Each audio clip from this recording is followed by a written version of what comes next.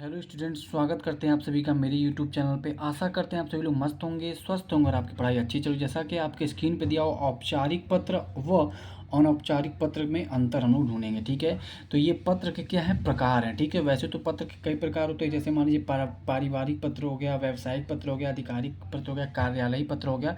इन्हीं के अंतर्गत ये सब आ जाते हैं। ठीक है, तो आप देखिए औपचारिक पत्र और अनौपचारिक पत्र में अंतर हम लोग समझेंगे, जो कि बहुत इंपॉर्टेंट है। मैं इसमें 4 अंतर लिए हैं, जो कि आपको बहुत ही डिटेल में मैं समझाने वाला हूँ। ठीक है, औपचारिक पत्र को हम लोग क्या बोलते हैं, फॉर्मल लेटर इंग्लिश में बोलते हैं, और अनौपचारिक पत्र को क्या बोलते हैं, इनफॉर्मल पत्र बोलते हैं, मतलब इनफॉर्मल लेटर बोलते हैं। ठीक है, देखिए पहला पहला अंतर क्या है इन दोनों के बीच में। पहला अंतर होता है कि जो पत्र कार्यालयों के अधिकारियों, विभागाध्यक्षों, प्रधानाचार्यों और प्रकाशकों आदि को लिखे जाते हैं वे औपचारिक पत्र कहलाते हैं। मतलब कि औपचारिक पत्र में आप किसी अधिकारी को लिख सकते हैं, कोई अधिकारी डीएम एसपी या किसी भी मतलब दरोगा वगैरह को लिखते हैं, किसी विभाग के अध्यक्ष है उसको आप लिखते हैं। ठीक है, उसके साथ साथ अगर आप प्रधानाचार्य को लिखते तो वह भी औपचारिक पत्र में आ जाता है। प्रकाशक पत्र जो न्यूज़ रिपोर्टर, न्यूज़ में जो अखबार में जो चीज़ें प्रकाशित करते हैं या कोई बुक प्रकाशित करते हैं उनको आप लिख सकते हैं। ठीक है, आदि को लिखे जाते हैं, इसे हम लोग औपचारिक पत्र कहते हैं।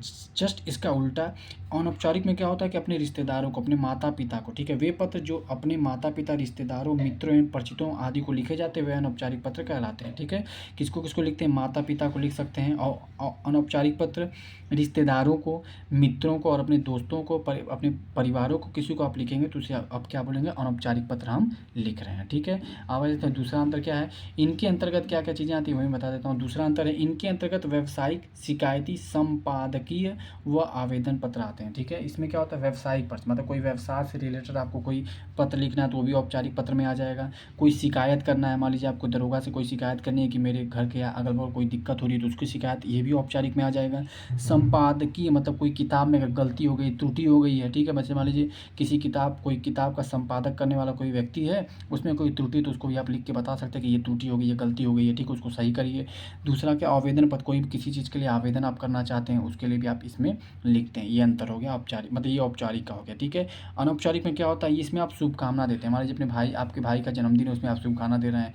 ठीक है, सुख दुख में हर्ष को शुभकामना, सुख दुख हर्ष, हर्ष मतलब खुशी आदि का वर्णन किया, इसमें क्या जाता है, सुख दुख, शुभकामनाएं और हर्ष का मतलब खुशी का वर्णन किया जाता है। ठीक है, अब देखते हैं अगला, जिनको हम औपचारिक पत्र लिखते हैं उनसे हमारा पारिवारिक संबंध नहीं होता है। सबसे पहली बात ये क्लियर कट हो गया है कि जो भी अधिकारी होते हैं, प्रधानाचार्य होते हैं, प्रकाशक होते हैं, विभागाध्यक्ष होते हैं, उनसे हमारा कोई पारिवारिक संबंध नहीं होता। लेकिन इसमें क्या होता है, हमारा पारिवारिक संबंध होता है। ठीक है, अनौपचारिक पत्र में हमारा पारिवारिक संबंध होता है। जिनके हम अनौपचारिक पत्र लिखते हैं उनसे हमारा निजी, पारिवारिक तथा मित्रगत संबंध होता है। एकदम सिंपल सी बात है। अगला देखिए जो लास्ट है, ये पत्र शालीन व शिष्ट शैली में लिखे जाते हैं, मतलब सिंपल और सीधी सीधी बात लिखी जाती है जो भी आपको बात करना है। ठीक है, औपचारिक पत्र में।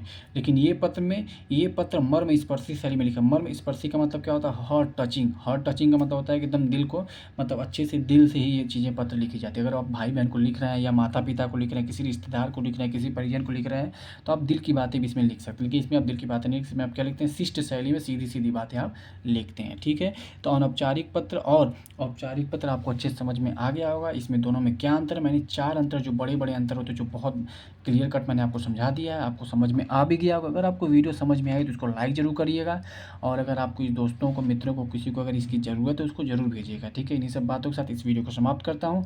चैनल पर नए तो चैनल को लाइक ज़रूर करिएगा, सब्सक्राइब कर दीजिएगा, ज़्यादा से ज़्यादा लोगों तक पहुँचा दीजिएगा। बहुत बहुत धन्यवाद।